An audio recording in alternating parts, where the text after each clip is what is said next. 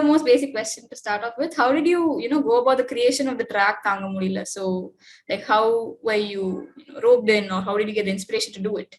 Yeah, that's an awesome question. So I've always wanted to do music, and like growing up, I grew up in India. And Okay. growing up, I would take part in like choirs and things like that. And they would have like these inter-school competitions where, you sing and whatever. So I was always interested in music. But once I moved out here, life got busy. I like I had to have a career. I didn't have the confidence built at that time. Okay. But I've always wanted to get into music because it's been a passion of mine. And so since I started creating content, it's just like opened doors for me. And I've met all these like new people that are super talented at what they do. And I happened to meet a good friend of mine now named Tosh. And he was in The Voice, but in Spain. And he reached out to me, and we quickly got to talking. He calls me TikTok akka. And I'm like, all right. So I noticed that Tosh would put out song covers on his Instagram page. So I was like, hey, how do you go about doing something like this? How do you like EQ your music to where it sounds good? I'm like this. So he was like, this is the perfect time, because if you're interested in doing music, let's work together, because he was looking for projects in the Tamil diaspora. And he wanted to get into that scene. So his primary audience is like the Spanish folk, but since he's Tamil, he wanted to do something in Tamil as well. And I was like, all right, let's hop on a call. And literally that week we jumped on a Zoom call. We got to, I gave him like a couple different sample tracks of what I would like it to vaguely sound like. I had a concept like built out in my head, just the state of the world. I felt like needed something that talked about how serious things were, but kind of made light of it. Yes. We got to writing it, and that's how it all came out.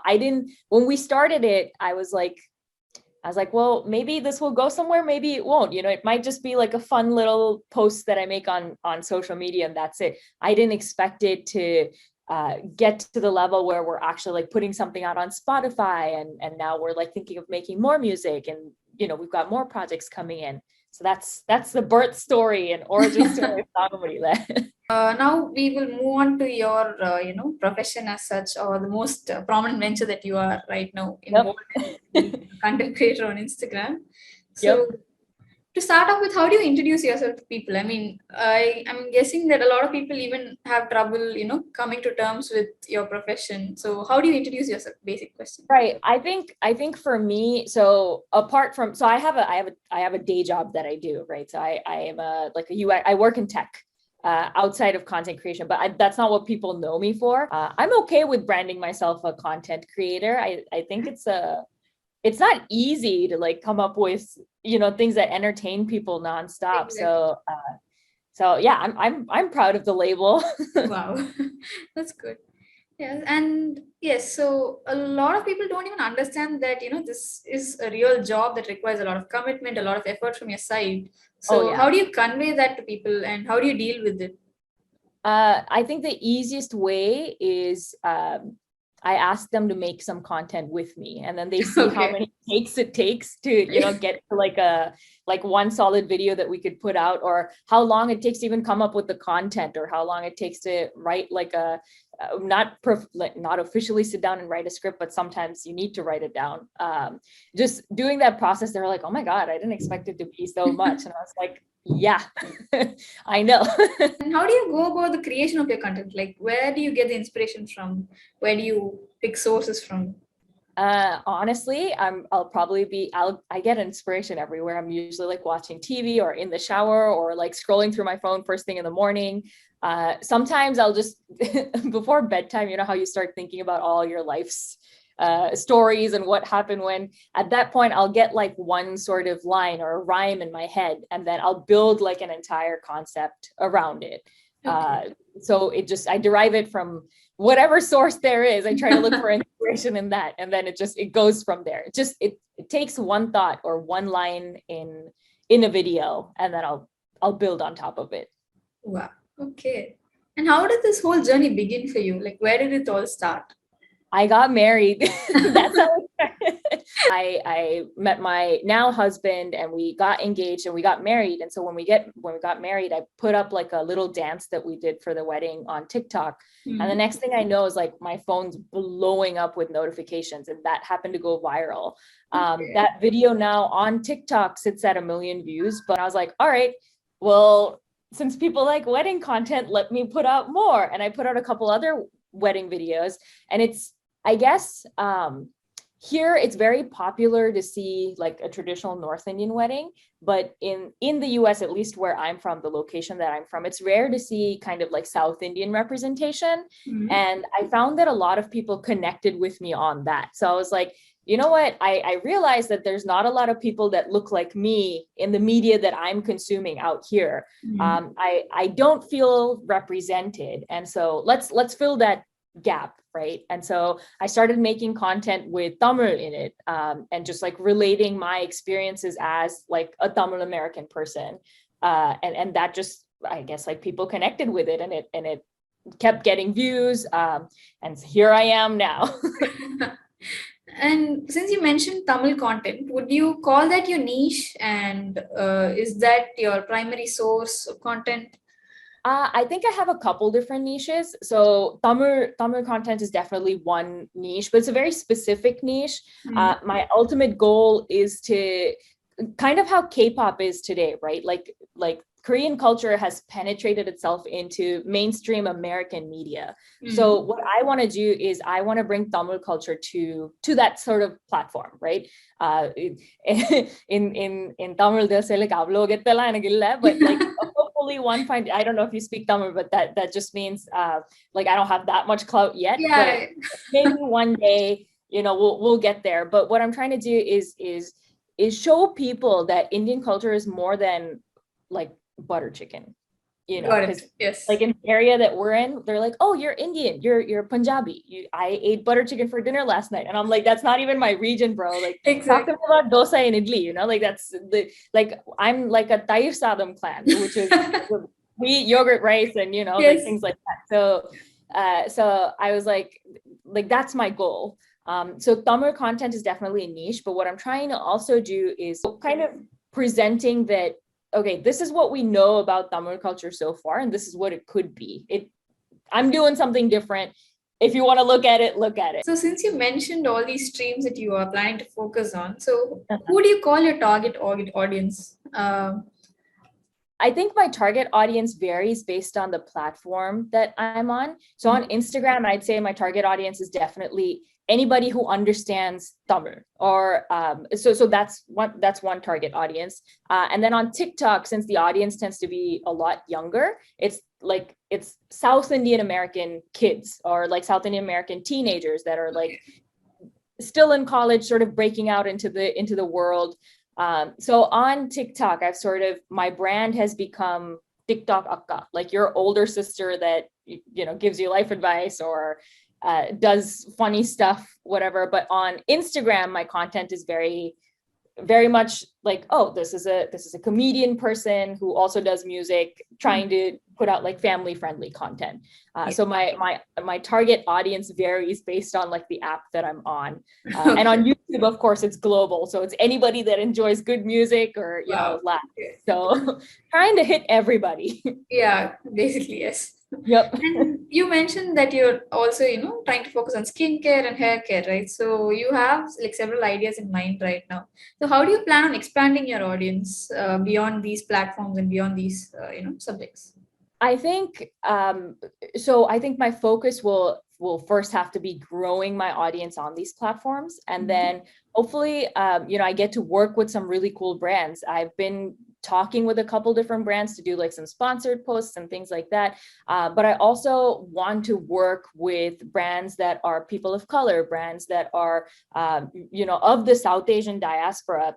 If there are brands that sort of even showcase Tamil culture, like I want to work with them to give them like a larger audience, and to it sort of works both ways, right? So I bring a product to people that people might not have known about, as well as, you know, I get to expand my audience base to those people that do know the brand, and then they see my face they kind of put two and two together. So it works both ways. So that's sort of like on my bucket list is to start working with brands and putting out branded content, but still keeping it funny and keeping it on brand with, what my page looks like right now. Okay. And now we'll move on to the, whole idea of content creation and what the challenges you face are. So what would you name as some of the challenges you face with, this whole? Oh, I think my biggest challenge, well, two. So on a personal front, sometimes I just get creative block. It's hard to come up with concepts. It's hard to feel validated. There's a big sense of imposter syndrome that kicks in to where, Yes. that people enjoy your content, but I'm like, are they actually enjoying it? Are they saying they enjoy it? Like, I keep wanting to do better. And sometimes I find that kind of limits me. When I try really hard, that's when it like no ideas come to me. But when I'm like not trying, that's when the ideas come to me. So I've had to sort of step back and be like, okay, if you're not putting something out for a week, that's okay. Like they'll be there when you come back and put something out. Like, you don't want the quality of your content to suffer because you're trying to put out, because you're trying to hit like a quantity amount, right? And I also feel like that's how you hit burnout. Because when I first started, gaining followers on Instagram, I was like, I need to put something twice a week so people are engaged. But now I'm like, I can put something out once a week or maybe once every 2 weeks, but engage with my audience through stories or by like going through DMs or like actually interacting with them via direct message. And that's okay. Like the world is not going to end. My followers aren't going to unfollow me. That's okay. So that's one part of it. And I think the second part of it, obviously, they're my favorite people, the trollers and the hate comment folk. Okay.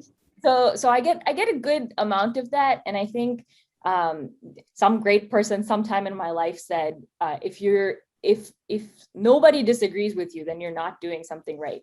And what that just means is if you're unique and you have like your own personality, you're doing something that you firmly believe in, not everyone's going to agree with it. And some people, I think they just forget the fact that behind your social media screen, I'm like a real person that's sitting here and reading through all of these messages, and it can be harmful. And some people do it on purpose, knowing that that's who you are, just because, that's whatever. I can't get into their mentality, but yeah. So reading those comments sometimes has been like a challenge, because I'll get 10 good comments and then I'll get one really bad comment and I'm like, oh, like this kind of sucks, and it's not fun when you get those comments like that. So I have now resorted to turning those comments into content as well. Every now and then I'll like, I'm like, okay, if you want to send me something, you're going to send it to the world. So I'll just screenshot it and put it on my story and I'll interact with them that way. So it's like, it's not like one-on-one, it's world versus one, know, and people enjoy that kind of stuff. They're like, oh my God, I can't believe that there are people that like this that exist in the world. I'm like, look at what I have to deal with, So I was joking with a friend the other day and I said, "Kadupa kudu content matano." So that means, okay, nice. So that means whatever my agony, I have to turn it into content as well. And it's working so far. Take everything with like a comedic spin, right? It just it softens the mood. It softens the blow a little bit. So yeah, those are my hardest challenges. Okay, I mean, this was unexpected. The fact that you turned that kind of hate and trolling into content itself. So this was unexpected, and I'm glad this came up. Okay. Yeah. Okay.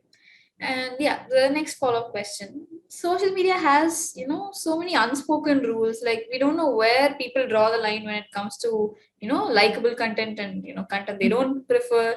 So how do you maneuver your way through that maze? Like how do you, know where people draw the line in terms of cringe content or content that is light? So how do you feel about it?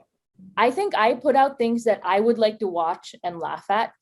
So when I make content, when I edit it and I put it out there, before I put it out there, I'll sit and I'll rewatch it twice. And if I don't find myself smiling, then I'm like, okay, well, maybe let's not upload this or whatever, which I've done in the past. Like I've recorded something, done all the editing and everything. When I rewatch it, it just doesn't give the effect that like, it's not something that I would send to people and share. So the way that I've sort of structured it for myself is if I don't enjoy the content I'm going to put out, then I don't want it out there. I don't want my name on it. Okay. Regardless of what I put out, even if it's like really good to me, if it's really bad to me, there will definitely be like 4 people that jump on there and be like, humor where, comedy where, cringe, and all of that. So people are going to find it cringe no matter what. But to me, is if I can live with it, 10 other people can live with it, and I'm okay with putting my name on it. The rest of them, it's okay. It doesn't matter. And yeah, what plans do you have in store for the future, like, in terms of content creation? And you also mentioned several other ideas you have, right? So, Yep. uh, So I think I definitely want to take music a little more seriously. I've got, along with all the comedic stuff that I'm putting out, I'm also focusing on creating new music. I'm at my exploratory phase where I'm trying to see what sounds sort of click with people. I want to put something out that kind of brings like Southern India together. So exploring that realm in terms of music. So I know I've got like a bunch of those coming out, maybe like an EP in the near future. Things are all work in progress, no major updates, but definitely want to delve into music. I want to start working with brands, like I said. And I look at people like Lily Singh, for instance, who's made it big on mainstream media, and she's really bringing like Indian culture to the forefront, right? yes. While she's Canadian, she's like made it big here in the States. Yes. And so while her path is her own, I really respect and admire, people like that have broken out into, I guess, like mainstream media and made a name for their niche and their culture. I think now with like Bridgerton just came out, and the lead of Bridgerton is 2 Tamil girls, So I think we're making our way there. It's just started. It's just begun. And I want to be part of that. And I want to do my piece to bring Tamil culture to the forefront of people. I don't want to just be the butter chicken folk. I want to be, I want to be more than that. There's more variety to things. And if that's through switching to YouTube or, making content on Instagram, that's great. I'll explore those avenues. Hey, if a director wants to give me a role in their movie and I delve into that route, great. I will act too. I'll do whatever it takes. Okay. Well, good luck on this. We are looking forward to seeing you in that space soon. Thank you. And yes, now that we are on the topic of what else you would like to do, I think this is a pretty straightforward question. So, what are the other hobbies you pursue outside of work? Other activities you pursue? I love to travel. I love learning new languages. I currently speak 5. Okay. So languages, traveling, learning about new cultures. Food is a big part of my life. Love, exploring new cuisine and going that route. And other than that, I really enjoy consuming other people's content. Just to get better at my own craft and at what I'm doing, and B, to if I don't like it, then I know what not to do, right? So yeah, I guess those are my hobbies. Yeah, okay. So yes, now we are moving on to you and Mr. Jensen. Yes. So yes, we saw a wedding post last year, and the 2 of you looked adorable. I must say that. Thank you. I appreciate So how it. did you and Jensen meet? Like, where did it all begin? We met on a dating app called Bumble. And during the peak of the pandemic, I was barely getting any human interaction. I lived alone at the time with just my dog. After a while, I got tired of hearing my own voice. So I got on Bumble, and Bumble gave me it was like a week-long free trial, right? And with the free trial for the premium version, you could see everyone who's liked you. And as I was scrolling through that, I see this guy. He's good looking. He's standing in front of like some fountains in Italy. So I knew he was well traveled. Looked pretty muscular. So I was like, all right, we'll see where this goes. Okay. I wasn't looking for a relationship. I thought like we'd talk maybe for a day or 2 and then it would fizzle out. But it didn't. We ended up hanging out. Our first date was at my house because pandemic, everything is closed, right? Yes. This man shows up with homemade chocolate chip cookies, and he brings an entire bouquet of flowers. Okay. I was like, who does this? I was like, who does this anymore? Yes. So I decided to keep him around, and one thing led to the next, and we're married now. Wow. Okay. Yeah. So how do you handle the cultural differences that both of you face? Because I think Right. I think that, so like people have asked me, like really, they ask me a lot. In fact, they're like, how did your parents react to this? Or, all of that. Because we are from different cultures.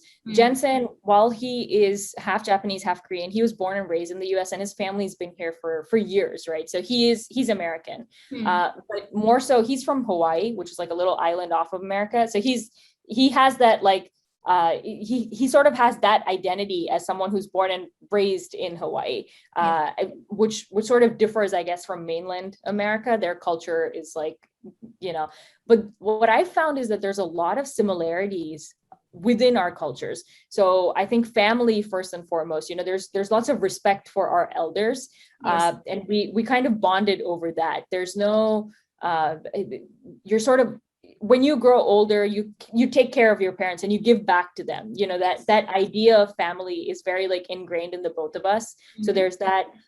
We don't wear shoes in the house. We bonded over that as well. You'd be surprised. Like a lot of people here, they just like walk into homes with shoes on. And it drives me crazy. I'm like, no, it's disgusting. And then we also found that like food wise, both of us eat rice a lot. Rice is like the staple, right? So we bonded over the cultural similarities, and the differences sort of became like something to celebrate. So he gets to celebrate like Diwali and Holi and, like all these other like 400 different festivals that we have now. And I get to celebrate, Christmas and Thanksgiving and kind of explore his realm of things. So that's sort of like an added plus. In our day-to-day, it really doesn't affect us that much. He's learned how to make puliogre and we'll make like rasam sadam at home. So, there's no problems with food.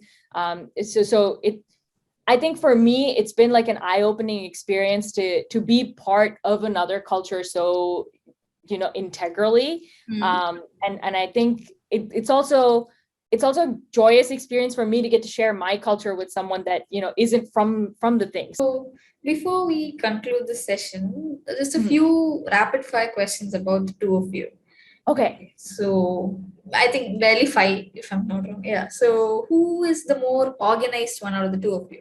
Him, definitely. I believe in organized chaos. I know where everything is, but is it like neatly in a place? No, it's not. It's somewhere where I can see it, so I know where it is. But he's definitely way more organized. Okay. And who is the more level-headed one out of the two of you?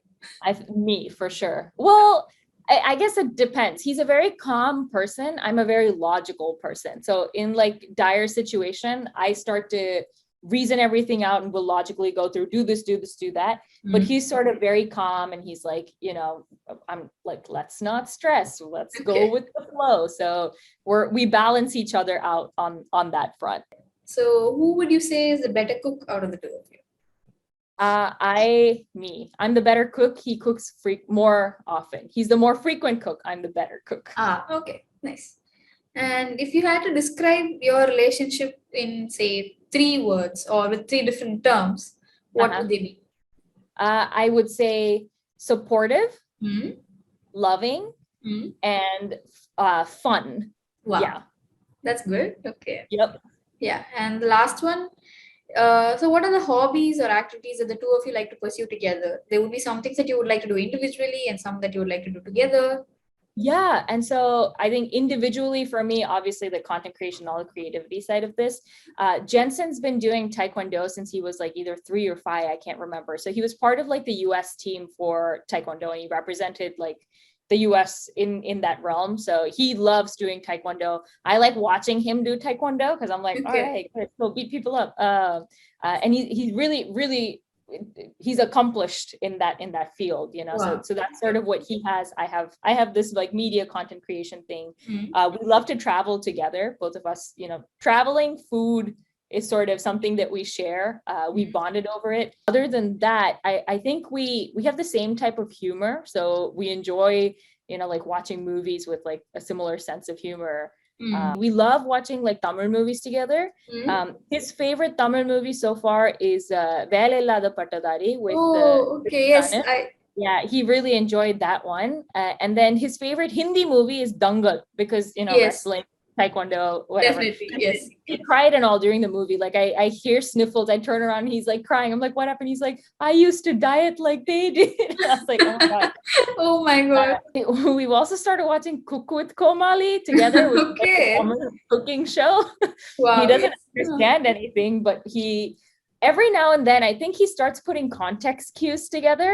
And with his limited knowledge of Tamil, like he knows when to laugh. And he'll laugh unexpectedly. And I'm like, wait, you're right. That was on cue. So good job. What are the projects you have in the pipeline right now? Upcoming projects or any music albums you've already signed up for? Yep. So definitely more comedic content. I think Okay. we'll be seeing a lot more of the if X movie was in Tamil kind of category. Okay. And I've got a really fun Kuttu inspired song on the way. Okay. So it's gonna be English, but it's gonna incorporate a little bit of Tamil. It's gonna incorporate a little bit of Kannada, a little bit of Telugu and Malayalam to kind of really bring together the South Indian-ness of it all. Okay, thank you so much for doing this. By the way, this has been a really fun conversation. Thank you. I appreciate it. Yeah, awesome.